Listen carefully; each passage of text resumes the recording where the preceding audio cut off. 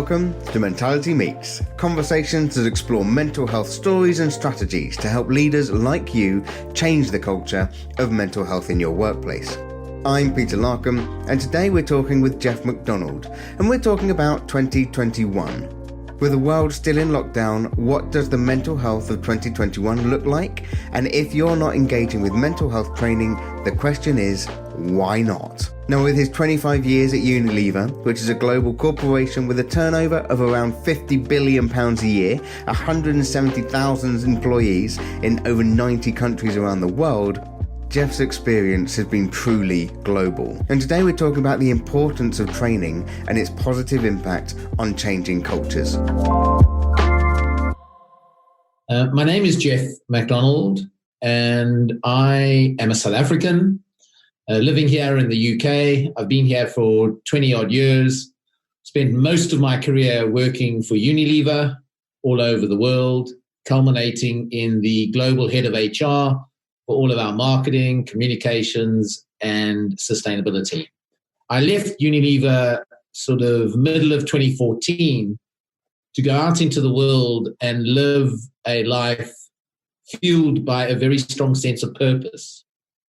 And that is to try and create workplaces everywhere in the world where people in those workplaces feel that they genuinely have the choice to just put their hand up and ask for some help if they are struggling with a common form of mental ill health.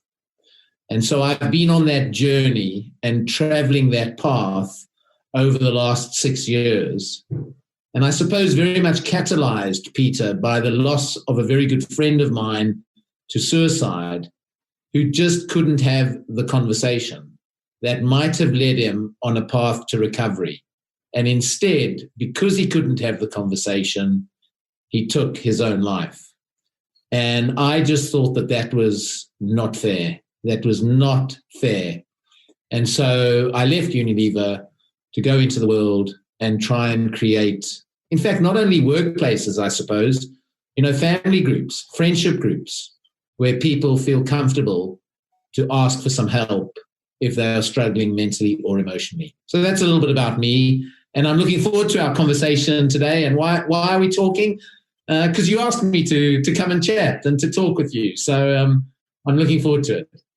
No, this is very true. I did ask you. So thank you very much for joining us. And I'm also aware you've got an incredibly grueling schedule going on at the moment.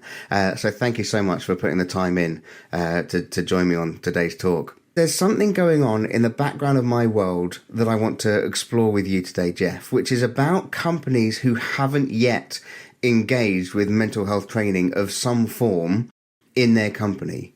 Now, for me, I've been doing this for now for 10 years, and have been training companies, and I find it fascinating that there are still companies out there that haven't done any kind of mental health training within their workplace.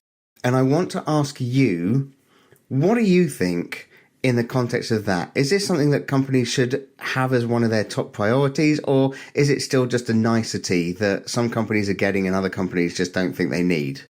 Yeah, Peter, quite simply, every single company everywhere in the world should provide what I call some basic awareness training in the area of mental health.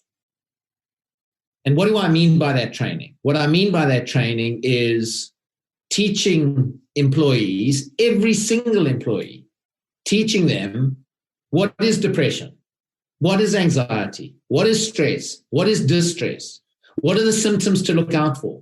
How do I, as a line manager, have a conversation with somebody that might be showing some distress? What is my role? How do I reintegrate somebody back into my team after they've been ill? And Peter, the reason I want every single organization to take a responsibility to do that is because we have to break the stigma. Because the more we educate people, the more we raise the levels of understanding and awareness, the greater the degree of compassion that line managers, peers in an organization can show to individuals who might be struggling. And we spend billions. We spend billions on health and safety. Guess what? It all goes to safety training. And I always ask the question, why do companies want to keep people physically safe in a workplace, but not also want to keep them emotionally and mentally safe? It's not as if I leave my emotions and my cognitive ability, my mental health at the door when I walk in. I walk in as a whole person with physical health, with emotional health, with mental health, and a sense of purpose and meaning in my life. And so if we can train people on physical safety, why don't we train them on mental and emotional safety? Why don't we want to try and keep them safe like we do keep them physically safe?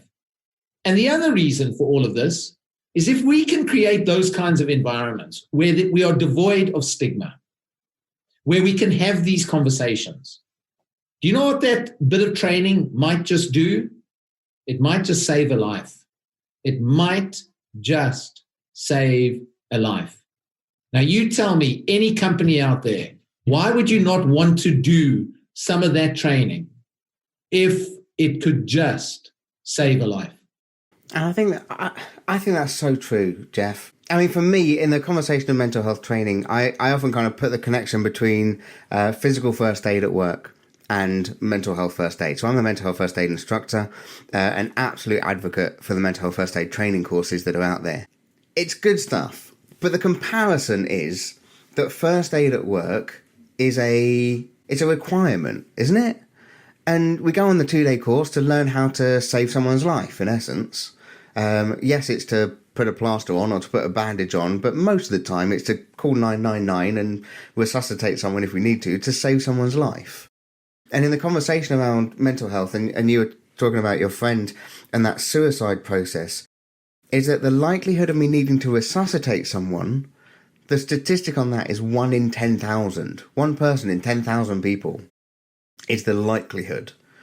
And yet as I walk down my local high street, probably before lockdown to be fair, but if I walk down my local high street, the likelihood of passing someone with suicidal thoughts is estimated at 1 in 20. Which means that we're much more likely to find ourselves in that situation than we are in a first aid crisis situation. And I find it fascinating in that context of why wouldn't you? Because there are companies out there still, and this is a little bit of a challenge to those companies, that we're wanting to kind of look you in the face and say, we need to be doing more. Especially in the world that we're in at the moment with lockdown, isolation, loneliness, disconnection going on, is to actually, how do we enable people to stay connected and to boost their mental health? Because my next question for you is, if we're not careful, so this is kind of a little bit of a just go with this question. If we're not careful, do we have in our minds that it's all right, we're all in the same situation, other people are doing okay, maybe I should be doing okay, and we almost sugarcoat the current situation that the entire world is in to such an extent that we are almost moving ourselves, and sorry for the visual imagery, but moving ourselves closer and closer to a cliff edge without even realizing it, and that cliff edge being serious mental health issues within our staff and within our families, because we don't quite know how to look after each other. And if we're not careful, we may just find ourselves slipping off the edge. And so my question is, how do we in our companies make this a higher priority than it already is? Or is it high enough in the priority for us and our companies at the moment? I have a point of view on all of this stuff, and part of my point of view is driven by my viewpoint. And I have 2 viewpoints. The one viewpoint is somebody who has struggled with anxiety-fueled depression, right? And the other viewpoint is from 25 years of working in a company like Unilever. Now, when you say companies, I'm going to generalize and say at the end of the day, most companies All they're interested in is whether they're growing and are profitable, which I think is sad, because I think that's the consequence of being a good company, is you grow and you're profitable. It's not its purpose. The purpose of companies is beyond growth and profitability, but that's for another conversation. But if we are saying that most companies are all about growth and profit, the only way they grow and are profitable is if every one of their employees is performing to their full potential. Now, how do we get people to recognize this? I think we've got to show the direct link between not just mental health, Peter, but overall health. Let me call it well-being. Because when I use the word health, people just go to physical health. So let's talk about well-being. And what do I mean by well-being? What I mean by well-being is your physical well-being, your emotional well-being, your mental well-being, and your spiritual well-being. Now, when we are healthy, we bring to work the most important driver of our performance. Do you know what that is? Energy, passion. When you are unhealthy, you've got no energy and you've got no passion. So if energy is the most important driver of individual, team, and organizational performance, and we get it from being physically, emotionally, and mentally healthy, why then is well-being not a strategic priority in a business? Because it's the most important enabler of performance, the most important. And COVID-19 has proved it for us, Peter. When people are unhealthy across the world, look what happens to levels of productivity, economies, we go into recessions. So the health of our people is the most important driver of performance. And so therefore, it should be a strategic priority. And in executing that strategic priority, companies, as part of that execution, should be offering training, resources that are going to help to enhance people's mental, emotional, and physical health. We'll get back to our interview in just a second.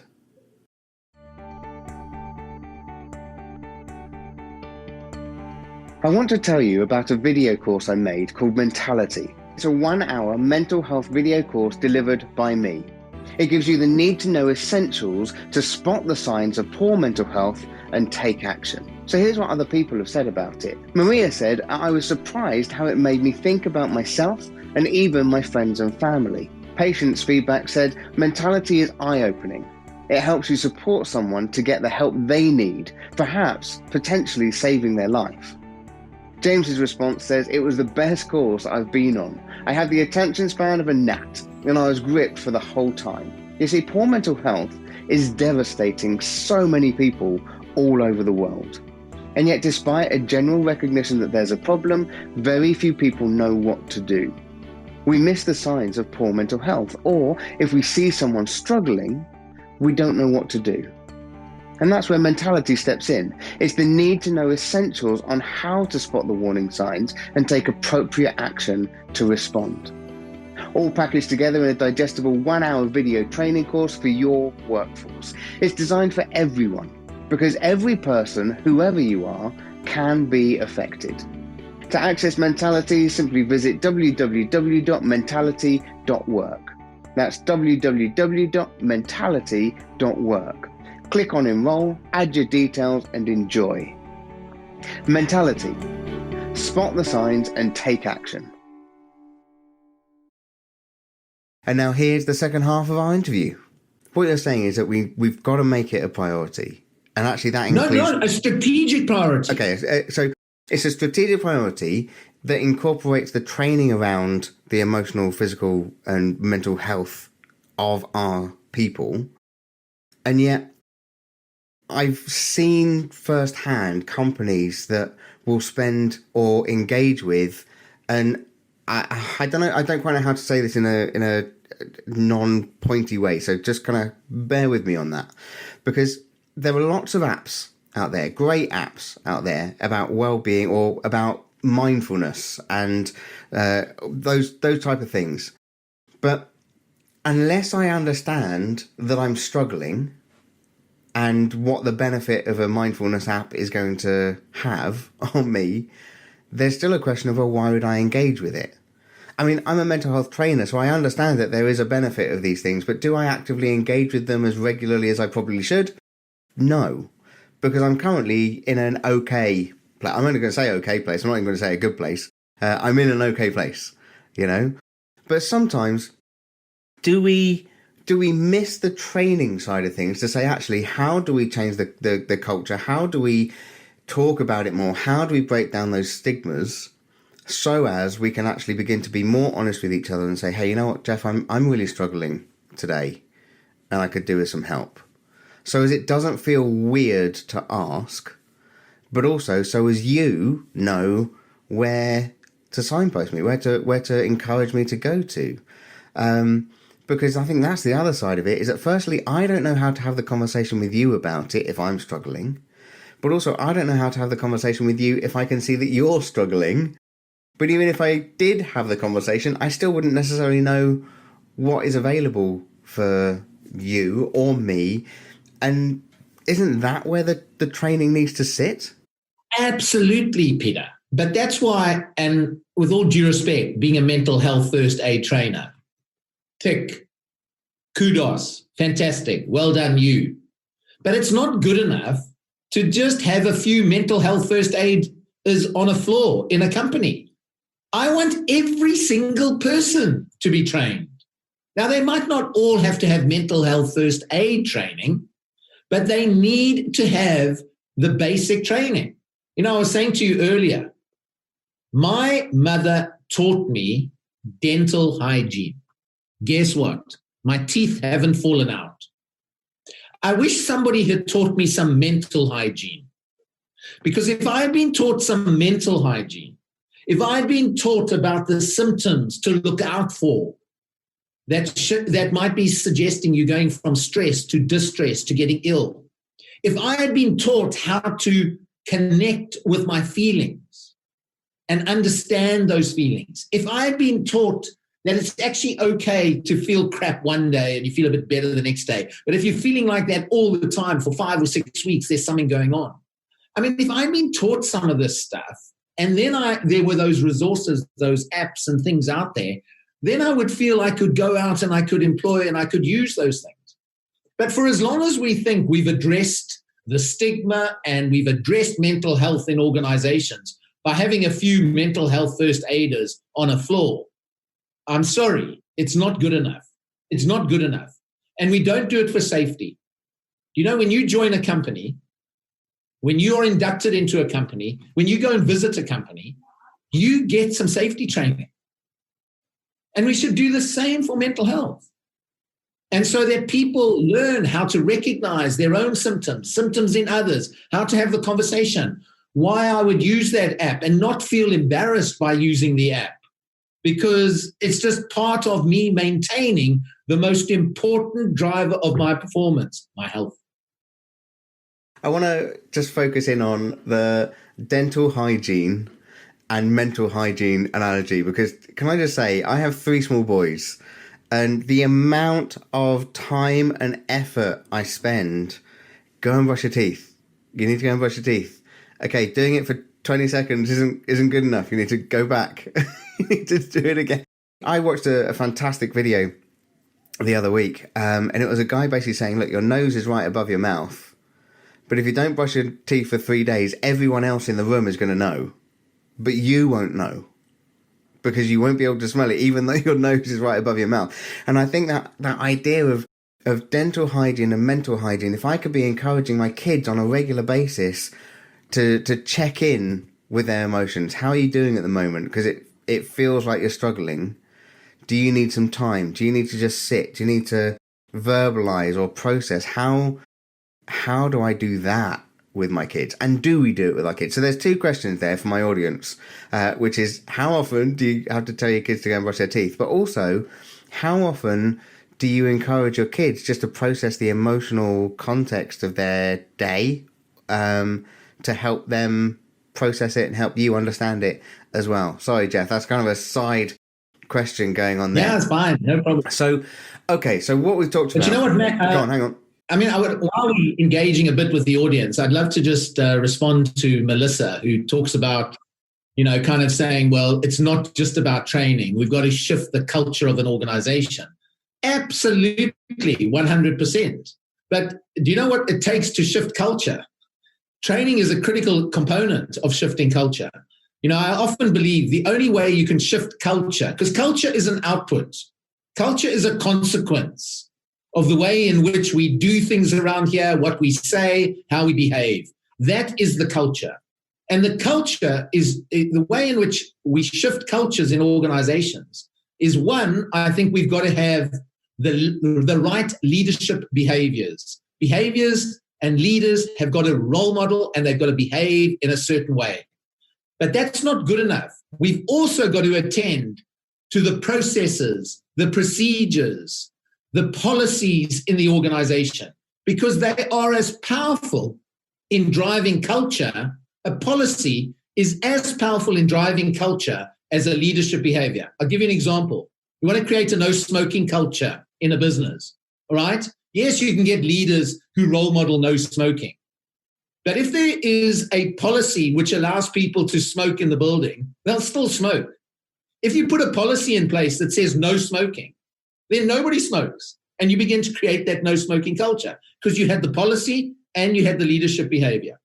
And so I think it's a combination of all of these things. And for me, that's why I want to see health as a strategic priority.